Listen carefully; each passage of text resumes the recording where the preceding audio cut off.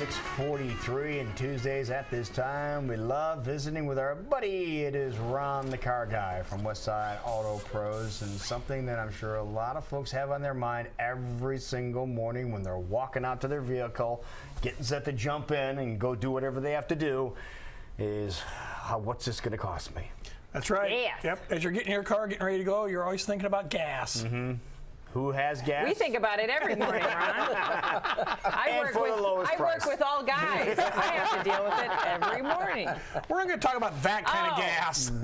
That'll be a natural gas session someday. Right. No, we're going to talk a little bit about fuel mileage, and there's some myths out there about things that affect your fuel mileage. And this last weekend, I had heard somebody talking about one of them, so that's kind of what sparked me to bring this up and talk about it again.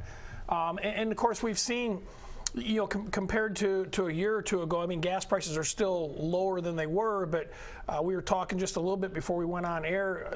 The prices are starting to kind of inch backwards or back up, and gas is starting to creep up a little bit. I don't think it's here to stay. I think we'll still enjoy, $2.50 gas or somewhere in that neighborhood for a while. But one of the things that we can all do to keep the price of fuel lower is to use less, because it's supply and demand. If there's a lot of gas out there, the price is going to be low, so they sell it.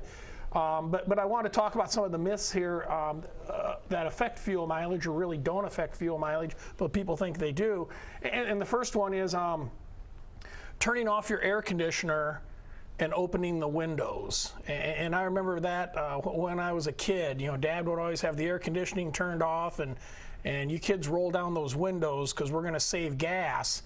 And that might have worked back in 1971 in the Chevrolet Caprice, but it certainly is not true on today's cars. And there's actually been studies done, and you get better fuel economy if the windows are up and the air conditioning is turned off or turned on.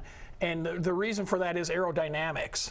Cars are built just like, race cars and stuff. They're built in wind tunnels, and they're aerodynamically designed to where when the windows are down, it upsets that aerodynamics. It creates more drag going down the road in the wind, and therefore you lose fuel mileage. Now, this past week when it's just been hotter than heck outside, and we've been cranking those ACs, is that having an effect on how much gas we're using? Well, it does to some extent, because the air conditioning systems on a car, it'll use between 10 and 15 horsepower to run that. So it is gonna use more gas, but in the case of the choice of one or the other, do I run the air conditioning or do I put the windows down? You're better off running the air conditioning. Okay. I mean, obviously spring and fall where you need neither one, maybe just put it on vent, it's going to affect it, but yeah, definitely. And it's a little harder on the air conditioning to run longer, but we're creatures of comfort. Right. So in the summertime, windows up, air conditioning off. If you're concerned about fuel mileage, that's the best route to go. Okay, so if I understand you correctly, to save the most gasoline when it's 90 degrees outside. Absolutely. Leave your windows up. Yep. And leave your air conditioning off, because that way you're not using the extra horsepower, and just get to where you have to go and run inside of the air. Great idea. Okay, just so if I followed your logic correctly. Weight loss. That is absolutely. Yeah, it's like being in a sauna too. Yeah, weight loss. absolutely. You can lose weight. You can save gas. Nice. It's a win-win for everybody. And you'll be more productive at work because your coworkers will avoid you when you come in. A sweaty, dripping mess. So you won't be delirious, but other than that, Got it. Okay. All right. And another myth along that same lines, and this is what I heard someone say this past weekend, was that they turn their air conditioning off when they go up a hill or if they're in a hilly area. Really? Because it gives the car more power. It doesn't, and I just, mentioned that it takes, 10 to 15 horsepower to run the air conditioning. And again, that was probably true back in 1971 in Dad's Caprice, but it's not true anymore. The computers on a car will actually do that for you. So let's say you're driving down the interstate and you go to pass somebody, and the computer will watch throttle position and engine load and speed, and if it comes to the conclusion that you're requesting more power, it will momentarily turn the air conditioning compressor off for you. Oh, I didn't realize that. Yeah, you won't notice it. You can't tell that. But today's cars already calculate that, so you don't have to reach over and hit the button. Oh, that's all right. So I didn't know that. That's nice. that just kind of goes hand in hand with that.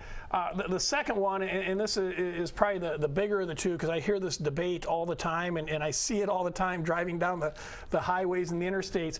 And this is targeted to pickup owners: tailgate up or tailgate down. Yep. And to get the maximum fuel mileage on today's vehicles, you want the tailgate up. And we have a picture here showing we're back to the aerodynamics and the wind tunnel, and you can see the pickup truck on the left has the tailgate up, and that smoke, they've got it in the wind tunnel. The truck is designed so all that air goes up and over the bed. Right. It doesn't even go into the bed. And that's where you're going to get your best fuel economy.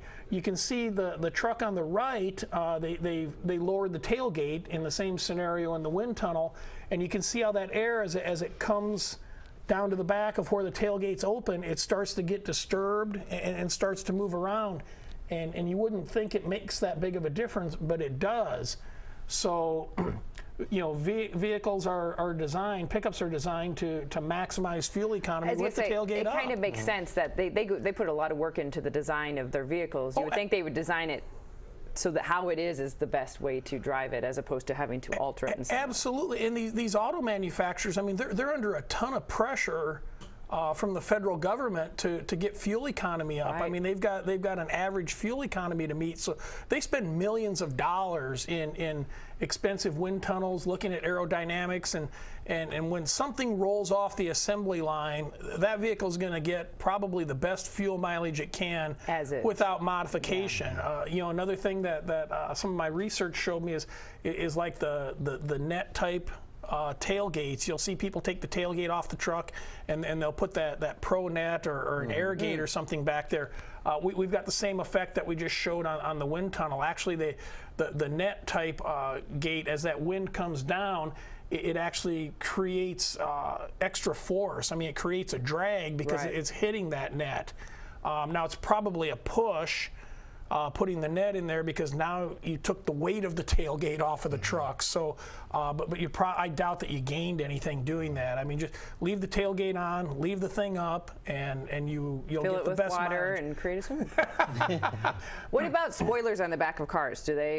Are they just for They looks? look really cool when you're 18 or 19 years old. Yeah. I doubt they add much to it. Okay. I mean, if they did, we would have cars with spoilers on them. But makes sense. And Jason's gone today, but one thing that he would like, and this will probably prompt him to buy a pickup, and I don't know this to be fact. I haven't tested it myself, but it's what I heard, is with the tailgate down, one of the advantages, the mobile speed cameras can't get a picture of your license plate. Oh. Now, if any viewers have actually tested that and know that to be true, Please let us know. yeah, go to AskRonTheCarGuy.com and let me know. I haven't going to personally drive around tested with his that. trunk of his Honda open. Right, exactly. Or a bike hanging on the back Yeah, forever, right. strategically placed. But there you have it. So some fuel mileage myths. That's right. that are out Fuel there. mileage myths.